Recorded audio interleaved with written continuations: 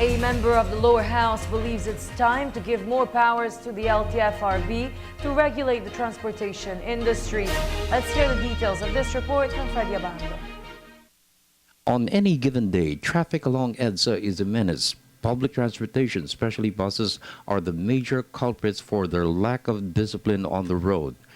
Buses have become the prime targets of the DOTC and the LTFRB to regulate their operations, giving special attention to colorum buses.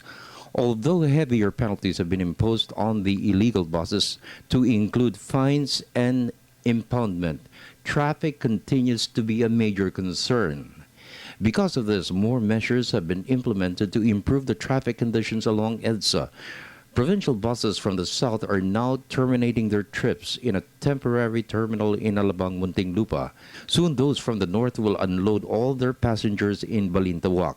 Future plans will call for the construction of main terminals. The one in Muntinlupa is temporary because the PPP ITS South that we're bidding out, that is in FTI.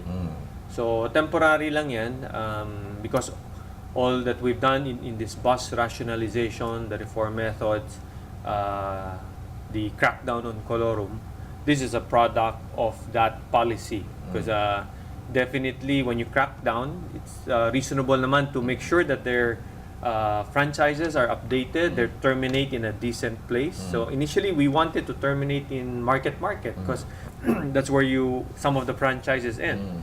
But apparently Taguig objects to it, and thankfully Mayor Fresnedi of Muntinlupa is offering the facility. So, however, Angla Party-list Congressman Joselito Manalo expressed concern the LTFRB is short of the powers to enforce its mandate in the registration and regulation of all kinds of public transportation, especially buses, local, city, or provincial.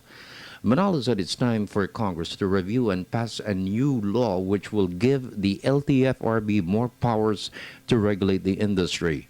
Regulation will ensure a more effective and efficient management of the country's transport system on land. LTFRB is thinking on its own. It's just like one government agency saying, I've got a roadmap.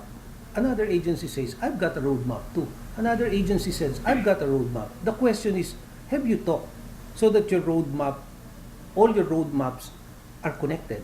So I'm now filing a bill to amend the LTFRB law, which is antiquated. It started with the Public Service Act and eventually an EO creating it. What does the LTFRB need? It has to have a membership of its board coming from the DOTC, NEDA, DILG, Public Highways, MMDA, so that before they can draw up the plan of what franchises to give, they will know exactly the road condition, where it's expanding.